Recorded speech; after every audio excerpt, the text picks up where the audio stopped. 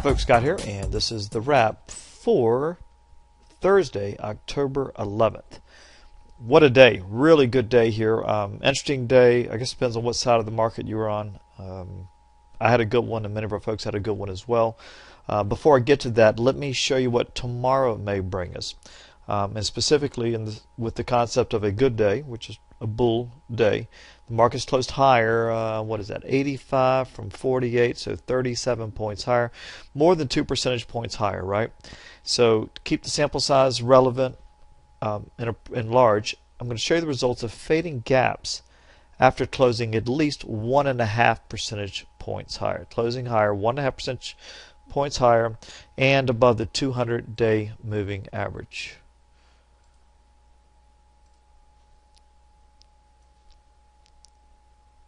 And there you go. About 50-50 in terms of which way we're likely to gap after such a situation. And you can see a gap down. I guess you could call that looks pretty good. That's a bad joke. It looks awesome, right? 30 of 32 gaps down have finished positive or filled the gap by the end of the next session after you've closed up at least 1.5 percentage points. Gaps up look pretty good as well, not nearly as profitable. Win rate's a little bit lower, average losers a little bigger because it's using an end of the day stop. So you're actually more likely to trend up than down and retrace. That's what the data is telling you there. Broadly speaking, over the past 10 years, went above the 200-day moving average and you have a big up day. It's more likely to be followed by further gains than giving it back. Now, I will wholly admit, my first thought is, my trading instincts wondering aloud, is if this move wasn't overdone, and this was mostly short covering, and any news out of Washington or any fear that the deal's not done yet could drive things back down. I'm going to have to put that aside and just deal with that risk. The only thing my trading plan will allow me to do is to reduce my position size. But if this is a solid setup tomorrow on a gap down, you've got strong data here. Now this doesn't show what happens with our MTG stop parameter, so we'll have to rerun it with our MTG stops, which equal to 30% of the 5-day ATR. But when they're this strong as here, I can almost guarantee it's going to be a really good number. And this number here may still be a good number. It could just go back to, say, break even. We'll have time will tell. Now the other consideration is tomorrow's Friday. That's generally good for fading up gaps and okay for down gaps, especially large ones. And what else? We had a 50-day moving average up straddle today that I'll try to look at for our members. Well, that means that we closed below the 50-day moving average, the blue line right there, and then we closed back above it today. That's an up straddle. It's also a 10-day moving average straddle. See the gold line? That'll show up in the worksheet, which will be posted at 6:15 p.m. This evening, Eastern Time. All right, but lots to look at for today, so let's do it. Today's worksheet set up another very strong overnight trade. So odds of gapping up were shown as to be 60% versus 40% of gapping down, these two opening areas down here. And again, these are the 8, I say again because I repeat myself almost every day on these videos. This is based on thousands of trades that have been tested over by 3 systems across all 8 indices, the 4 futures and 4 ETFs for the Russell, Nasdaq, Dow, and E-mini. So 60-40 may not sound impressive, but think about it. It's a 50% greater probability in absolute terms. And the reality of it is akin to ensemble forecasting, which is what they do with weather forecasting, looking at lots of models with slight tweaks to them. You can greatly increase the odds and even above the average. Your confidence should be higher than just 60%. So in my mind, we had probably an 80% chance of gapping up today. So I wanted to get long overnight. Let me show you what I did. Let me pull over my other workspace. Yes, I'm going to whine in just a moment, by the way, so be forewarned. Okay, so last night, because we had started the move earlier the night before, and I'd missed the night before also, which had even better odds, it was 62%, about as high as you'll ever see it on a worksheet. I was paying attention right after dinner and saw the move had already happened, but only moved a few points. So I set up an order to get filled on a pullback to 2 ticks above the cash close at 16, which was 1650.5. So I was set to go long at 1651, and I was going to use an end of the day stop. I mean, a huge stop. Just set it out of the way. Normally it's like 20 points, which would have been about where we opened, as it turned out. That's neither here nor there. Bottom line is I wasn't going to take any profits on it because I just knew the pressure was there, and darn if I didn't miss it. I missed getting filled by 2 ticks, so that was disappointing. But all was not lost.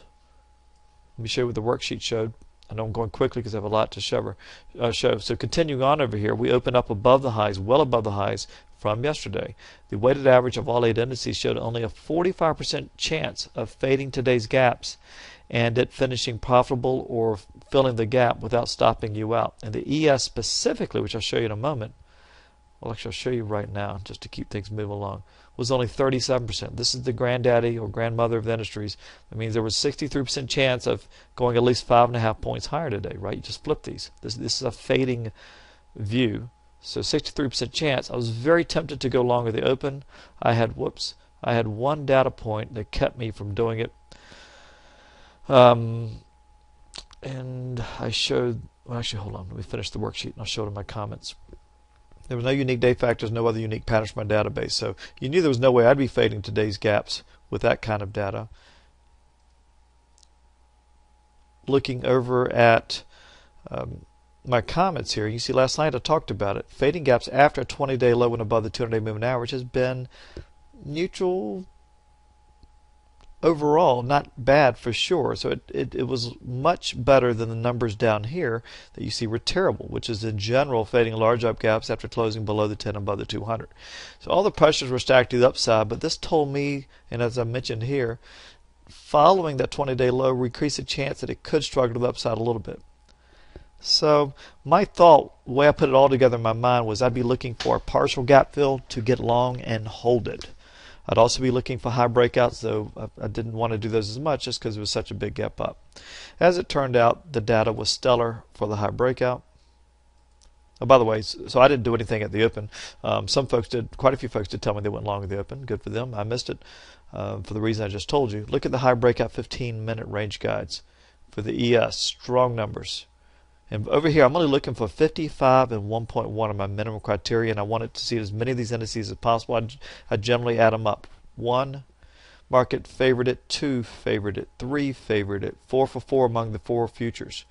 That's a little bit unusual. Look in the ETFs, they confirmed. The Spider confirmed. The Diamonds confirmed. The Qs did not, and the Russell confirmed. 7 out of 8 favored the high breakout. I had to take it.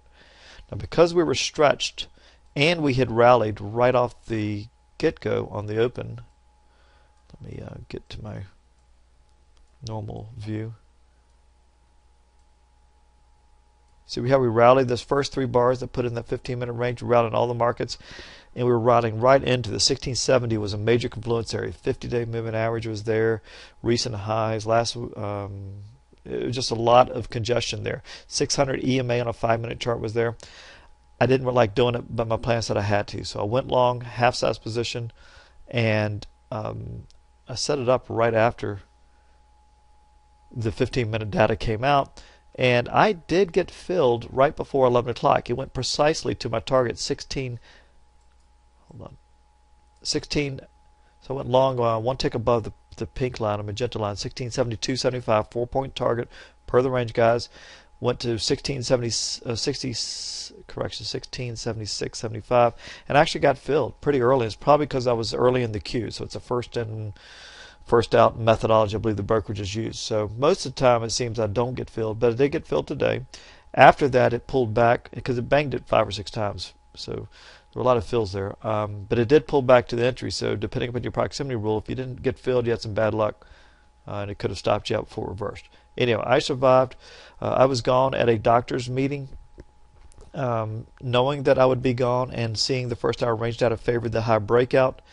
I went ahead and held on to a small part of my 15-minute range guides for for the target for a very nice 8-point win because the first hour range guides came out and they too strongly favored the data. I'm getting long-winded here. Sorry, folks. Look at this. This first hour guides, high breakout, strongly favored, check, check, neutral, check.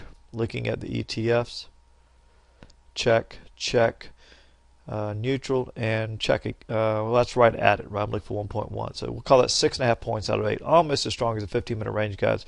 Worthy of trading. Nailed it again. And then the gotcha came out. By the way, if you're new to watching our data, right, this target's shown here for the spider 40 cents, risk 56, or the futures, you risk 4 points, risk 5.5 points to make 4. Correction, and that's volatility based targets and stops with minimums.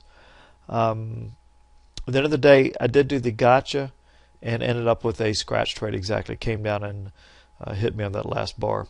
So my weighted average entry was 1684.75, and I think whatever caused this move, it was just running over and triggering financial stops and getting rid of a lot of the trades that would normally happen at the end of the day and propel it higher now after such a big range day and big unfilled up gap. So it was a fantastic day, not just for me, but many of our folks.